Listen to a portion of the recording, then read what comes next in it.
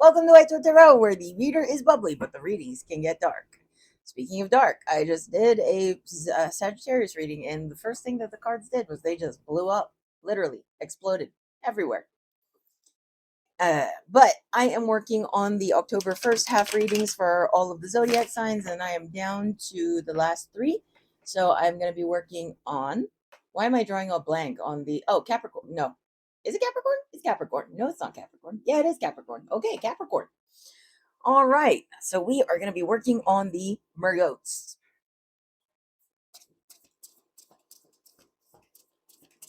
Beyond this, until I post the October 2nd half readings mid-month, I am going to be working on just general readings, especially with all the stuff going on with the astrology right now. I figured that general guidance would be good for everybody. But if you have any suggestions on what you want to see more of on this channel, let me know. Like, do you want to see some pick a card readings? Do you want to see just me talking about stuff? Do you want to see my reptile room? Just let me know, and I will be happy to oblige.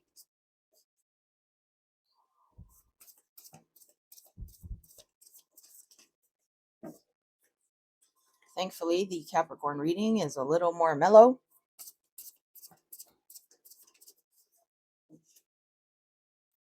Father of Wands.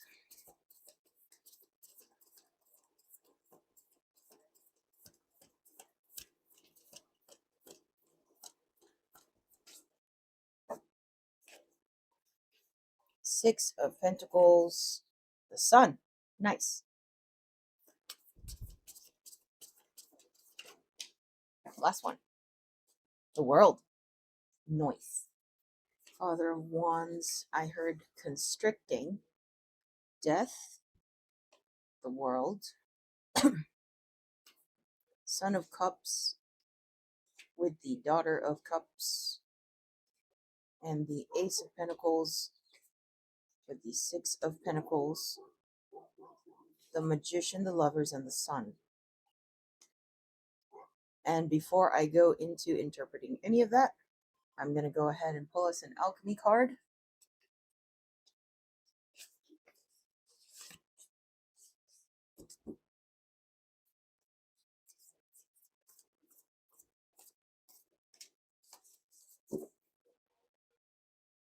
Rachel. The Empty Room. That's interesting. The Empty Room. And before I interpret that, I'm creating cliffhangers, so that people kind of stick around. Strategic. All right. Before we interpret that, I'm going to go ahead and ask the pendulum if she has a keyword for us.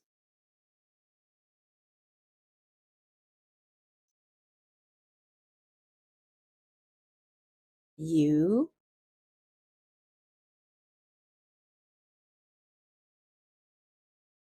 N.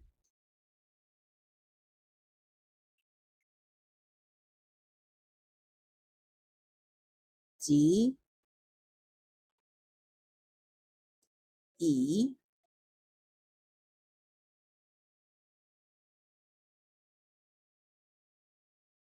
R. Oh, she's still going. Okay, T. Under. H. E. Under the. B. E. D. Well, that's not creepy at all. Under the bed. Under the bed, she says. Under the bed, she says. What the heck? Okay. Yeah, that's not going to help any of the Capricornians sleep tonight. But she says under the bed, whatever that means for you. If you're local and you need me, give me a call, because actually, other than divination, my specialty is taking care of things that go bump in the night. So with that being said, we're going to get into non-creepier stuff. Yep. The Empty Room, the Vortex, the Abyss, the Nothing, The empty room haunts us all. It is the universal and all too frequent feeling of lack, of wanting, of the craving to fill ourselves with something, anything. We too often attempt to remedy the discomfort of the empty room by any means necessary, leading us to a culture of more. Ironically, the empty room is filled to the brim with potential, yet we perceive it as not enough. This card is a cry for patience, for sitting within the barren walls of not knowing, for awaiting true vision and purpose before attaching to what we should do next to save our outward appearance. Be with the nothingness, be with the impatience. The empty room has immense power. Let others wonder what you are doing. If you can settle into the magic of emptiness, you will soon hear its whispers of wisdom. A day of silence is a surefire way to harness the power of the empty room. The archetype of the empty room is also portrayed as the hungry ghost, always feeding and never satiated. When light, spaciousness, potential, possibility. When dark, addiction, instability, insatiability, more for more's sake. Okay, then. Empty room, under the bed. I mean, we are nearing Halloween time. Halloween time is when I actually get the most calls for my Ghostbuster gig. Yep. It's when the veil's at its thinnest, and yeah, the one year where we had Halloween and the full moon at the same time. Oh my goodness. Oh my goodness. I was booked solid for almost a month before the actual day. But anyway, okay. So the Father of Wands is in this deck specifically. He is known to be a little bit aloof, a charmer, but aloof, a little hard to figure out, but very charming. Death is about death and rebirth, an ending of sorts. And the world is also about endings and new beginnings, new cycles. The way this feels to me, with the Father of Wands being before death in the world, is that the Father of Wands is a person. After the world, we have the Son of Cups, Daughter of Cups, Ace of Pentacles, Six of Pentacles. It's nothing drastic. It's not like King of Cups, Queen of Cups, ultra abundance, Ten of Pentacles, Ten of Cups. We're not seeing that. We're seeing small beginnings. Small beginnings. I mean, the Six of Pentacles is just about, whatever you have sowed, you are reaping. That is your harvest coming in. And this is a question of what have you sowed? I am struggling to tie that to the Magician, the Lovers, and the Sun. So let me pull an additional card here. How do the two tie together? Seven of Pentacles. Got it. Seven of Pentacles is about investment. It's about what are you investing your time, money, and energy into. It is a period of contemplation. So it is a period of reassessing, reevaluating. Exactly that, actually. As in, what have you sowed? What sorts of things do you want to see in your future? And is the way that you operate and the mode that you are in conducive to that?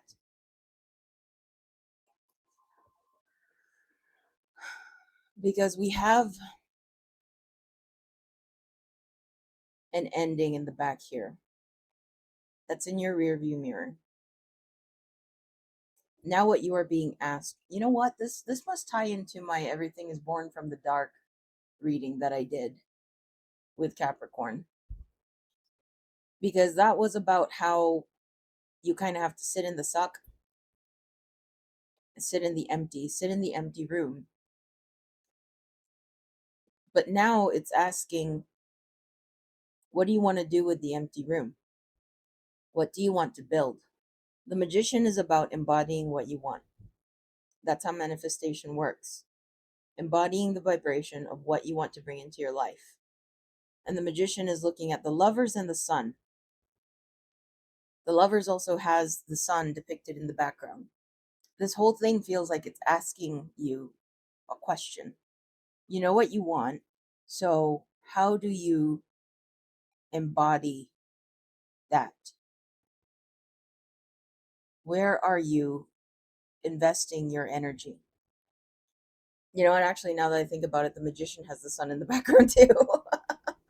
It's like everything is leading you toward the sun. You know what? You know what came to mind? The white bear experiment. So it was an old psychology experiment where they go, don't think of a white bear. What did you just think of? You thought of a white bear. When you think, when you tell yourself, don't be this way, don't think about that, let them go, get over it, walk away, move on, it's kind of counterintuitive to what you're trying to do. If you're trying to let go of someone, think about something else. Think about who you want to attract. Uh, if you're trying to be more of a certain way, then don't think about everything that you aren't. Think about what you want to embody, how you want to be, and keep your sights on that. I know it's easier said than done, trust me, but it works. Like, for example, in Japan, to prevent littering, what they do is they put out signs that say, thank you for keeping the streets clean.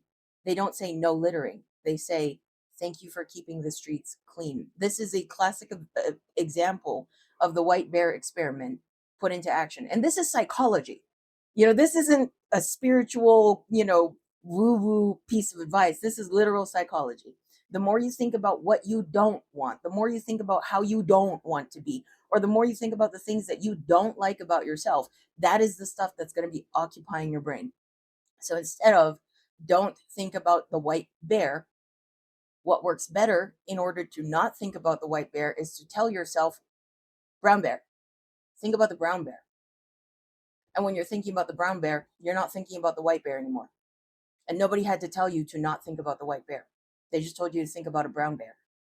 So you think about a brown bear. There are certain areas in life where you should remain just empty and open to the synchronicities, communication from spirit. It requires openness to receive, but there are certain areas in your life where it is required that you have a solid idea of what you want and to continue to envision that. That is what the magician is. That is what manifestation is. That's how this works. Yeah. For some reason, that was the thing that came to mind, the white bear experiment. And I say that because this whole the world, Son of Cups, Daughter of Cups, Ace of Pentacles, Six of Pentacles, Seven of Pentacles, it's like the energy is very scattered.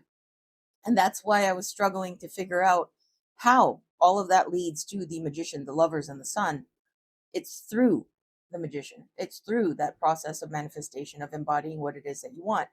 And what that means is brown bear. Telling yourself to think of the brown bear. If it's the sun that you want, then keep your eye on the sun. Not literally, because you will go blind.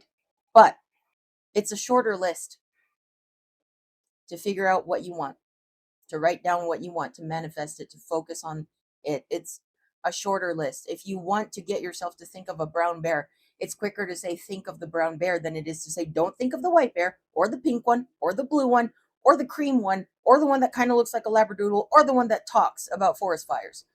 It's quicker to just tell yourself to think of a brown bear. Man, this is weird. This is turning really weird. We start out with under the bed and then we go to empty room and then now we're talking about. Anyway, let's go into the alchemy deck before this gets any weirder.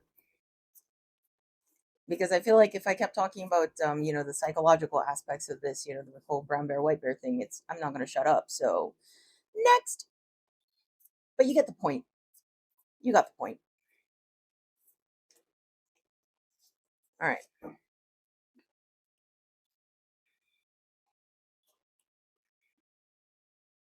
Mm. Wise salt.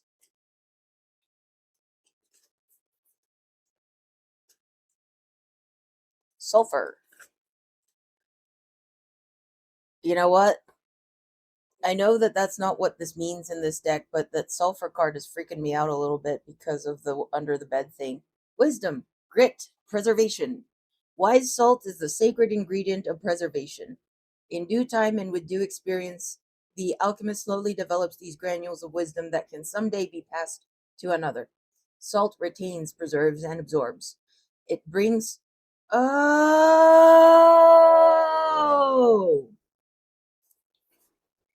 Hold on. Hold on. Salt under the bed? Yes. Yes, big yes. Okay. Put salt under your bed. There we go. All right. Now, where was I? It brings complexity to flavors and grit to slippery roads, such as the magic of sal sapiente. I don't know if that's how it's pronounced, but I am a quarter Spanish, so I will say everything kind of Hispanically. Someone who someone who carries wise salt is immediately recognizable. Their words hold meaning, their stories are deep and true, they have wisdom that cannot be attained by any other means than decades of pain and pleasure. You may experience wise salt through the elders of the community. When this card appears, know that everything you are going through will be of use down the line. Alchemically, you are being brined. Preserve what you can, let go of the rest, and lean heavily on your elders. Yeah, not gonna lie, more than the message of the card, I mean, that might have resonated with somebody, but more than the message of the card, I feel like it just came out for the sake of me having that aha moment to tie it into what the pendulum was saying, because it was bothering me. I was like, what is under your bed? Put salt under your bed. There we go. Sulfur, evaporation, up and out, both and. On an esoteric level, sulfur is the first of what is known in alchemy as tria prima, or the three primes. Along with salt and mercury, it makes up a threefold phenomenon that symbolizes the uniting of soul, sulfur, body, salt, and mind, mercury. Okay. On a tactile level, sulfur is responsible for both the off putting smells and the therapeutic properties of a mineral bath. It soothes and it stinks, literally. To understand sulfur is to embrace a both and mentality. Don't be discouraged if the meaning of this card seems to evaporate before your eyes. For now, keep in mind that what is gross contains beauty and what is beautiful contains its own demise. Sulfur's job is to push the geyser up and out, dissipating the pressure. Don't be surprised if what appears to suck or stink soon becomes a great gift. If the sulfur card appears with any others from the Tria Prima, it's a sure sign that the link between them is underway. Between salt and sulfur. Envision what is geyser like in your life right now. What needs to move up and out, be freed so it can evaporate. Well, then, we solved many mysteries in this reading. And remember, only you can prevent forest fires. So, if this reading resonated with you, please like, share, comment to help me out with the algorithm, hit the subscribe button and the notification bell so that you get notified every time I post a video. And I will see you in the next one.